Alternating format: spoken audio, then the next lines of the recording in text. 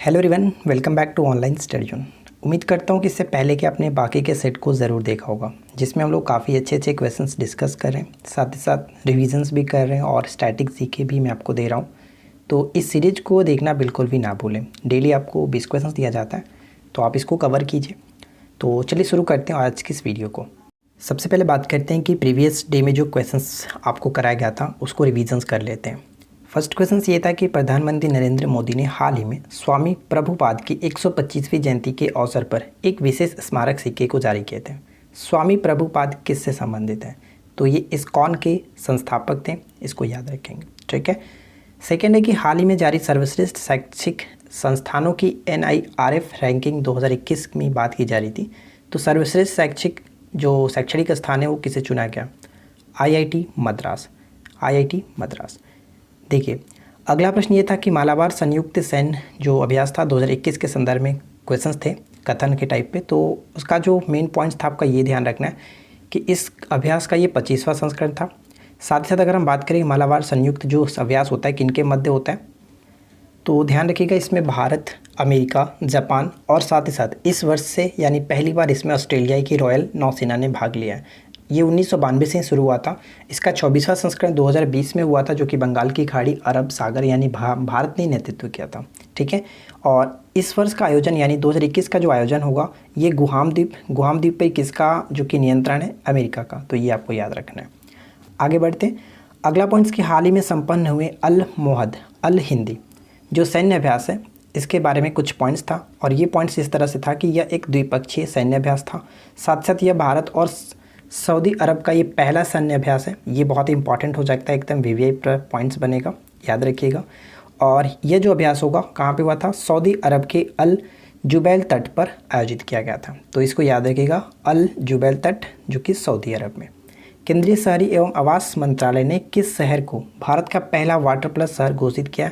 इंदौर को घोषित किया गया था। अगला पॉइंट्स ये था कि भारत ने AK-103 असॉल्ट राइफल खरीदने के लिए किस देश के साथ समझौता किया? रसिया के साथ समझौता हुआ था। नेक्स्ट पॉइंट है, हाल ही में संपन्न हुए नौसैन्य अभ्यास जायद तलवार 2021 में भारत के साथ शामिल हुआ है। जायद तलवार में भारत के साथ संयुक्त अरब अमीरात यानी UAE शामिल हुआ है। 1 से लेकर के 30 सितंबर जो माह है इसको मनाया जा रहा है राष्ट्रीय पोषण माह के रूप में। ठीक है, राष्ट्रीय पोषण माह के रूप में।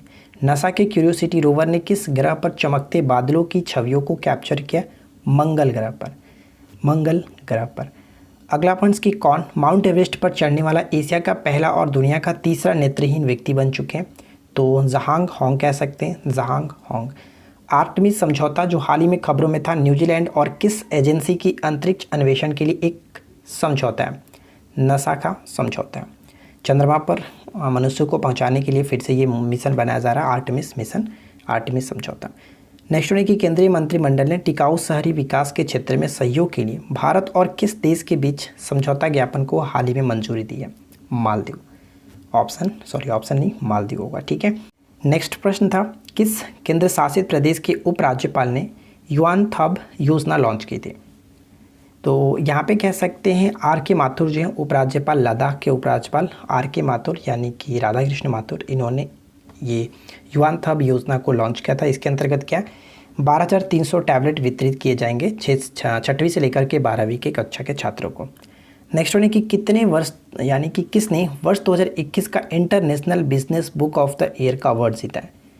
International business book of the year का अवार्ड जीता है नितिन राकेश और जेरी विंड, इसको याद रखिएगा। इजराइल के नए प्रधानमंत्री कौन बने? नेफ्टली बेनेट, इसको याद रखेंगे। और राष्ट्रपति कौन है यहाँ के इजराइल के?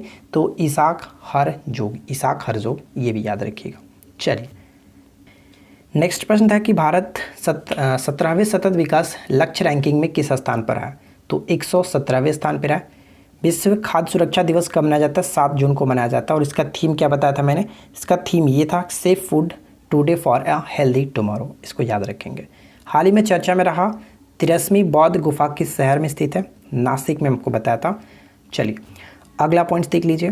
नेक्स्ट पॉइंट ये कि किस राज्य की रायमोना रिजर्व फॉरेस्ट को 6ठा राष्ट्रीय उद्यान घोषित किया गया? 6ठा राष्ट्रीय उद्यान घोषित किया गया, तो इस प्रश्न का राइट आंसर हो जाएगा असम। और 7वां जो उद्यान है, राष्ट्रीय उद्यान घोषित किया गया किस उसका नाम दिहांग पटकाई, ठीक है, इसको भी याद रखिएगा। तो यहाँ पे हम लोगों ने रिवीजन कर लिया। अब बात करते हैं आज के इंपॉर्टेंट करंट अफेयर्स की। तो इस वीडियो को एंड तक देखिएगा, 20 MCQ यहाँ पे आपके साथ डिस्कस करेंगे। तो कितना आप सही करते हैं नीचे कमेंट्स करके जरूर बताइएगा। चलिए फर्स्ट क्वेश्चन की कार्बी आंगलोंग, ठीक है, आंगलोंग विद्रोही समूहों ने केंद्र सरकार के साथ ऐतिहासिक समझौते पर हस्ताक्षर किया। ये विद्रोही समूह मुख्य रूप से किस राज्य से संबंधित है? तो इनका संबंध हो जाता है, राइट आंसर क्या होगा? असम, ऑप्शन डी को टिक करेंगे। ध्यान दीजिएगा, अगर हम बात करें कि कार्बी आंगलोंग जो है ये असम की विद्रोही और प्रमुख जातीय समुदाय है, इसको याद रखना है। और साथ ही साथ असम से एक क्वेश्चन और डिस्कस करना चाहें तो आपको पता होगा हाल ही में जो ओलंपिक की कांस्य विजेता रहीं लवलीना बोरगोहेन, ठीक है, लवलीना बोरगोहेन जो उन्होंने कांस्य पदक जीता, इनको राज्य सरकार ने यानी असम के राज्य सरकार ने समग्र शिक्षा अभियान का ब्रांड एम्बेसडर भी बनाया। साथ ही साथ एक प्रश्न और याद रख सकते हैं कि मवेशियों की रक्षा के लिए कानून का प्रस्ताव पारित करने वाला पूर्वी राज्य बना असम, पहला ऐसा पूर्वी राज्य बना असम, ठीक है। एक प्रश्न और मैं आपको बताता हूँ, जैसे याद रख सकते हैं कि पूर्वोत्तर का पहला बांस औद्योगिक पार्क, पूर्वोत्तर का पहला बांस औद्योगिक यानी कि बॉम्बो औद्योगिक जो पार्क है वो असम में ही स्टार्ट किया गया। तो इतने सारे प्रश्न आपको असम से याद रखने हैं। नेक्स्ट प्रश्न क्या कह रहा है? रक्षा मंत्री राजनाथ सिंह ने हाल ही में इंडियन कोस्ट गार्ड को विग्रह समर्पित किया। तो यह क्या है? विग्रह समर्पित किया, यह क्या है? तो गश्ती जहाज, इसको याद रखना है, गश्ती जहाज। फ्रेंड्स अगर आपको ये वीडियो पसंद आए तो प्लीज़ आपसे छोटा सा रिक्वेस्ट है कि वीडियो को लाइक कर दीजिएगा, अधिक से अधिक दोस्तों के पास शेयर कीजिए, जो कि आप नहीं करते हो, ये आपसे शिकायत रहती है, आप लोग शेयर किया करो।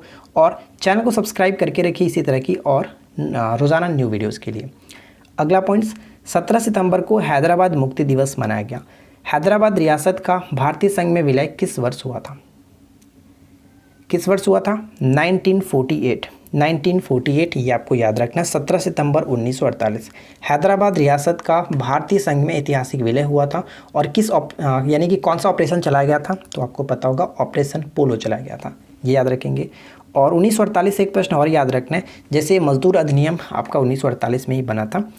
चलिए अगला पॉइंट्स, हाल ही में संपन्न हुए टोक्यो ओलंपिक 2020 के संदर्भ में निम्न कथनों में कौन सा कथन सही है? तो यहाँ पे इसके बारे में 3 पॉइंट्स दिया गया और बताइए कि कौन सही है। पहला पॉइंट्स, यह ओलंपिक खेलों का 32वां संस्करण था, बिल्कुल सही। पदक तालिका में संयुक्त राज्य अमेरिका, चीन और जापान यानी क्रमशः 3 जो कंट्रीज़ हैं, जैसे अमेरिका हो गया, चीन हो गया और जापान हो गया, शीर्ष 3 स्थान पर है। तो इसको भी याद रखना है, बिल्कुल करेक्ट है और बहुत इंपॉर्टेंट भी है। और अगर हम यहाँ पे बात करें कि भारत की रैंकिंग क्या रही, भारत की रैंकिंग पदक तालिका में 48 रहा। भारत ने कुल कितने पदक जीते थे? कुल 7 पदक जीते थे, जिसमें एक गोल्ड था जो कि जेवलिन थ्रो में किन्होंने लाया था, नीरज चोपड़ा ने, जो कि काफ़ी चर्चा में रहे थे। तो गोल्ड के लिए 1 आपको याद रखना है, सिल्वर 2 मेडल मिला है, और जबकि ब्रॉन्ज की बात करें तो ब्रॉन्ज टोटल 4 मिला है, यानी 4, 3, 7 मेडल भारत को मिला, जो कि 48वें रैंक पे रहा, ठीक है। और सबसे अधिक जो मेडल मिला संयुक्त राज्य अमेरिका मिला, टोटल कितना? 113 मेडल इनको मिला है, 113 मेडल। जबकि दूसरे स्थान पर जो चाइना रहा, इसको 88, और जापान को तीसरे रैंक पे रहा, 58 मेडल मिला था, ये भी याद रखिएगा। टोक्यो ओलंपिक 2020 का आधिकारिक मोटो क्या है? United by emotion, United by emotion. यहाँ पे तीनों के तीनों पॉइंट्स बिल्कुल सही थे, इस वजह से डी होगा बिल्कुल करेक्ट आंसर। चलिए अब बात करते हैं नेक्स्ट क्वेश्चन की। अगला प्रश्न है कि निम्नलिखित में से किसे प्रतिष्ठित महाराष्ट्र भूषण पुरस्कार 2021 मिला है? महाराष्ट्र भूषण पुरस्कार 2021 से नवाजा गया है आशा भोसले को, ऑप्शन सी आशा भोसले। अगला प्रश्न देखिए, निम्नलिखित में से किस राज्य ने मिशन निर्यातक बनो शुरू किया? मिशन निर्यातक बनो स्टार्ट किया किसने? तो यहाँ पे कह सकते हैं ऑप्शन डी, राजस्थान की गवर्नमेंट ने इसको स्टार्ट किया, मिशन निर्यातक बनो, डी होगा करेक्ट आंसर। आगे बढ़ते हैं। जुलाई 2021 में कॉर्पेट का 36वां संस्करण भारत और किस देश के बीच शुरू हुआ है? इससे पहले भी मैंने आपको ये क्वेश्चन कराया हुआ था। कॉर्पेट का 36वां संस्करण भारत और किसके बीच? इंडोनेशिया के बीच, इंडोनेशिया, ऑप्शन डी होगा बिल्कुल करेक्ट आंसर। अगला पॉइंट देखिए, निम्नलिखित में से किसे लोकमान्य तिलक पुरस्कार मिलेगा? 2021 की बात की जा रही है। लोकमान्य तिलक पुरस्कार किसे मिलेगा? पूना साइरस पुणेवाला को, ठीक है, ऑप्शन डी होगा राइट आंसर। चलिए अब बात करते हैं नेक्स्ट क्वेश्चन की। निम्नलिखित में से किस राज्य ने छोटे पैमाने पर व्यापारियों किसानों की सहायता के लिए 500 करोड़ रुपए की घोषणा की है? सॉरी 500 नहीं 5000 है, सॉरी 5000 करोड़ रुपए की घोषणा की है किस गवर्नमेंट ने? तो यहाँ पे करेक्ट आंसर हो जाएगा केरल की गवर्नमेंट ने ऐसा घोषणा किया। केरल से संबंधित एक प्रश्न तो आपको हमेशा याद रखना है, क्योंकि इस वक्त ये इस साल का चर्चा में रहने वाला प्रश्न है, सतत विकास लक्ष्य। ठीक है, सतत विकास लक्ष्य 2021 में सबसे टॉप पे रहा है, जबकि सबसे खराब प्रदर्शन किसने किया? बिहार ने किया। सबसे खराब प्रदर्शन सबसे नीचे रहा बिहार। ठीक है, कौन जारी करता है? नीति आयोग जारी करता है। अगला पॉइंट्स, पैरालंपिक खेल 2020 के संदर्भ में कौन से कथन यहाँ पे सही, यानी कौन सा जो मिलान है वो सही किया गया? तो अच्छे तरीके से एक बार मिलाइए और बताइए राइट आंसर क्या होना चाहिए। सुमित अंतिल की बात करें तो ये जेवलिन थ्रो से संबंधित है और इन्होंने स्वर्ण पदक जीता, बिल्कुल सही है। अवनी लखेरा की बात करें तो निशानेबाजी से संबंध रखती है और इन्होंने भी स्वर्ण पदक जीता, ये भी सही है। भाविना पटेल की बात करें तो ये टेबल टेनिस से संबंध रखते हैं और यहाँ पे रजत पदक ये विजेता रहे। तो तीनों के पॉइंट्स सही होने की वजह से ऑप्शन हम डी को टिक करेंगे। अगला पॉइंट्स, निम्नलिखित में से किसने प्रतिष्ठित विल आइजनर कॉमेडी इंडस्ट्री अवार्ड जीता है, जिसे कॉमिक्स की दुनिया का बराबर ऑस्कर माना जाता है?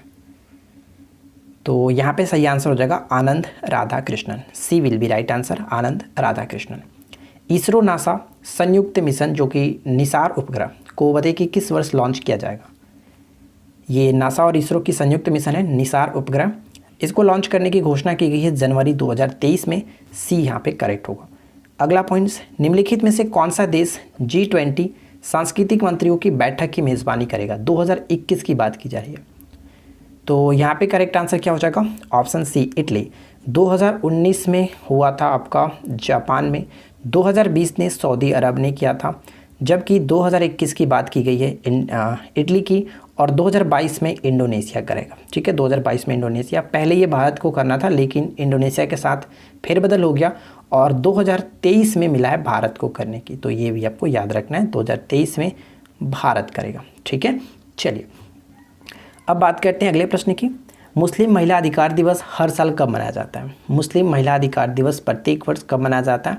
1 अगस्त को मनाया जाता है, 1 अगस्त को मनाया जाता है। निम्नलिखित में से किसने या फिर निम्नलिखित में से किसे नए लेखा महानियंत्रक के रूप में कार्यभार संभाला? किसने नए लेखा महानियंत्रक के रूप में कार्यभार संभाला, जिसको हम लोग CGA के नाम से जानते हैं? तो बताइए यहाँ पे राइट आंसर क्या होगा? ऑप्शन हम सी को टिक करेंगे, दीपक दास। और दीपक दास 25वें अधिकारी बनेंगे जो कि लेखा महानियंत्रक के रूप में कार्यभार इन्होंने संभाला। निम्नलिखित में से कौन ई-रूपी डिजिटल भुगतान समाधान लॉन्च करेगा? एक्चुअली ये करेगा नहीं, कर चुके हैं। तो ई-रूपी डिजिटल भुगतान समाधान जो लॉन्च किया गया नरेंद्र मोदी जी के द्वारा किया गया, प्रधानमंत्री नरेंद्र मोदी। एक्चुअली ये 2 अगस्त को लॉन्च किया गया था, कैशलेस और कॉन्टैक्टलेस। ठीक है, कॉन्टैक्टलेस भुगतान के लिए ये एक नए टूल है जिसको ई-रूपी नाम दिया गया। तो सही आंसर ऑप्शन बी। अगला पॉइंट्स, नेक्स्ट वन कह रहे हैं मार्सेल जैकब्स ने टोक्यो ओलंपिक 2020 में पुरुषों की 100 मीटर में स्वर्ण पदक जीता है, वह किस देश से संबंध रखते हैं? मार्सेल जैकब्स। तो मार्सेल जैकब्स का संबंध हो जाता है इटली से, जो कि इन्होंने 100 मीटर की रेस में स्वर्ण पदक जीता है। अगला पॉइंट्स, एलेक्जेंडर जिरेव किसके साथ जुड़े हुए हैं? जर्मनी के प्लेयर हैं। तो बताइए कि निम्नलिखित में से किस देश यानी किस खेल से जुड़े हुए हैं? एलेक्जेंडर जिरेव का संबंध टेनिस से हो जाता और ये जर्मनी के प्लेयर हैं, ध्यान रखिएगा। अगला पॉइंट्स की कौन सा शहर कोविड-19 के खिलाफ 100% टीकाकरण करने वाला पहला भारतीय शहर बन चुका है? और ये है भुवनेश्वर। ठीक है, लिंगराज मंदिर भी भुवनेश्वर में स्थित है, ये अक्सर क्वेश्चंस पूछे जाते हैं।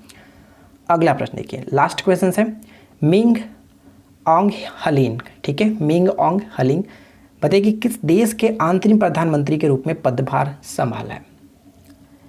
तो यहाँ पे राइट आंसर हो जाएगा म्यांमार। ऑप्शन बी को टिक करेंगे, म्यांमार।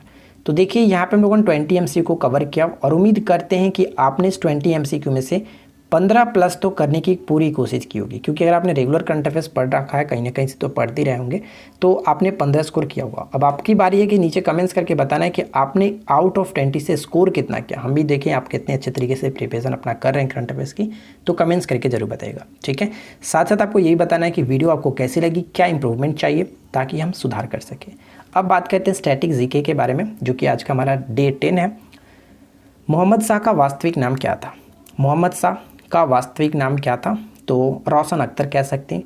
नादिर शाह का आक्रमण जो हुआ था इन्हीं के समय में हुआ था, मोहम्मद शाह, जिसको रंगीला बादशाह के नाम से भी जानते हैं, ये आपको याद रखना है।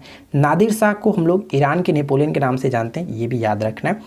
अगला पॉइंट्स, मुचकुंद ऋषि की प्राचीन गुफा स्वर्ण रेखा नदी के प्रचारू पहाड़ में है। यह स्थान झारखंड के किस जिले में स्थित है? तो स्वर्ण रेखा आपको पता है कि ये झारखंड में बहती है और यहाँ पे कह सकते हैं ये हजारीबाग जिले में, यानी सी हो जाएगा करेक्ट आंसर। ठीक है, अगला पॉइंट है कि मनुष्यों ने स्थायी आवास बनाना किस काल में प्रारंभ किया? स्थायी निवास, तो ये हो गए नवपाषाण काल से। नवपाषाण काल से आपको ये याद रखना है कि जैसे नवपाषाण काल की बात करें तो कृषि और पहिए का जो आविष्कार हुआ था वो भी नवपाषाण काल में हुआ था। साथ ही साथ मैं आपको ये भी बता दूं कि खदानों का जो उत्पादन स्टार्ट हुआ वो भी आपका नवपाषाण काल से ही हुआ था। तो ये आपको कुछ पॉइंट्स याद रखने। चलिए नेक्स्ट वन है, भोपाल में यूनियन कार्बाइड कारखाने में किस गैस के रिसाव से हजारों लोगों की मृत्यु हुई थी, हजारों लोग मारे गए थे? तो मैंने आपको इससे पहले वाली वीडियो में हम लोगों ने डिस्कस किया था इसके बारे में, जो कि कह सकते हैं मिसाइल आइसोसाइनाइड था, मिसाइल आइसोसाइनाइड, और ये घटना 1984 की है, 2 से 3 दिसंबर 1984 को। भारतीय संविधान की प्रस्तावना में पंथ निरपेक्ष शब्द कब जोड़ा गया था? पंथ निरपेक्ष शब्द को जोड़ा गया था 42वें संविधान संशोधन, क्योंकि एक ही बार संशोधन किया गया और उस वक्त 3 शब्दों को जोड़ा गया था। 3 शब्द कौन कौन से थे? तो समाजवादी, धर्मनिरपेक्ष या फिर पंथ निरपेक्ष कह सकते हैं, और एकता और अखंडता, ये 3 शब्द इसमें जोड़े गए थे। ठीक है ना। अगला प्रश्न, भारतीय राष्ट्रीय कांग्रेस के सबसे अधिक समय तक अध्यक्ष कौन रहे? सबसे अधिक समय तक, सबसे लंबे समय तक अध्यक्ष रहने का जो गौरव प्राप्त है वो अब्दुल कलाम आज़ाद को प्राप्त है। इन्होंने 1940 से लेकर के 1945 तक अध्यक्षता की लगातार, तो याद रखना है। और सबसे कम उम्र के अध्यक्ष करने वाले भी यही हैं, अब्दुल कलाम आज़ाद। अगला पॉइंट्स की रक्तदाब किस यंत्र से मापे जाते हैं? रक्तदाब का मापन जो होता है सिर्फ गैमेनोमीटर से मापा जाता है, इसको याद रखना है। मोहनजोदाड़ो का सबसे महत्वपूर्ण सार्वजनिक स्थल किसे माना जाता है? मोहनजोदाड़ो, जो कि इसको हम लोग मृतकों का टिल्ला के नाम से जानते हैं और सिंध का नकली स्थान के नाम से भी जाना जाते हैं। तो यहाँ पे हम कह सकते हैं विशाल स्नानागार की जो खोज हुई है यहीं से की गई है। ठीक है फ्रेंड्स, इसको याद रखना है। और ये सिंधु नदी के किनारे बसा है, आपको इसको याद रखना है। चलिए नेक्स्ट वन क्या है, माध्यम का ताप बढ़ने पर ध्वनि की चाल पर क्या प्रभाव पड़ता है? तो ध्यान रखना है कि माध्यम के चाल बढ़ने या फिर घटने पर ध्वनि के चाल पर प्रभाव पड़ता है। अगर हम लोग ताप को बढ़ाएंगे तो ध्वनि की चाल जो होता है वो भी बढ़ जाता है, यानी कि ध्वनि की चाल भी बढ़ता है। अगर हम लोग माध्यम के तापमान को कम करेंगे यानी कि कमी करेंगे तो ध्वनि की चाल में भी कमी होगी। लेकिन एक कंडीशन होता है, जब माध्यम के ताप को अगर हम लोग बढ़ाते और घटाते हैं और यहाँ पे प्रकाश की चाल की बात की जाती है, यानी कि प्रकाश की चाल पर तापमान का कोई प्रभाव नहीं पड़ता, इसको याद रखना है। प्रकाश की चाल पर कोई भी प्रभाव नहीं पड़ता है बढ़ाने या घटाने से, तो ये बहुत ही इंपॉर्टेंट है। ध्वनि के चाल पर पड़ता है लेकिन प्रकाश के चाल पर नहीं पड़ता है। लास्ट क्वेश्चन ये कि मुख्य घाटी, जिसको इंग्लिश में साइलेंट वैली अक्सर पेपर में मिलता है, साइलेंट वैली किस प्रदेश में स्थित है? केरल में स्थित है। ठीक है, जबकि सिलिकॉन वैली आपका पड़ता है बेंगलोर को कहते हैं। तो ये आपको याद रखना है। तो उम्मीद करते हैं कि आप लोगों को आज का ये वीडियो पसंद आएगा। वीडियो अच्छी लगी है तो पता है क्या करना है, वीडियो को लाइक करना है, अधिक से अधिक शेयर करना है। साथ ही साथ जो भी कमियां हो आप नीचे कमेंट्स करके बता सकते हैं, हम लोग पूरी कोशिश करेंगे उसको सुधारने की। और इस वीडियो को अपने दोस्तों के साथ अधिक से अधिक शेयर करें। साथ साथ चैनल को सब्सक्राइब करके रखें, नोटिफिकेशन बिल को ऑन करके रखें ताकि आपको इसी तरह की रोजाना न्यू कंटेंट मिलती रहे। तो चलिए मिलते हैं नेक्स्ट क्लास में। Thanks for watching.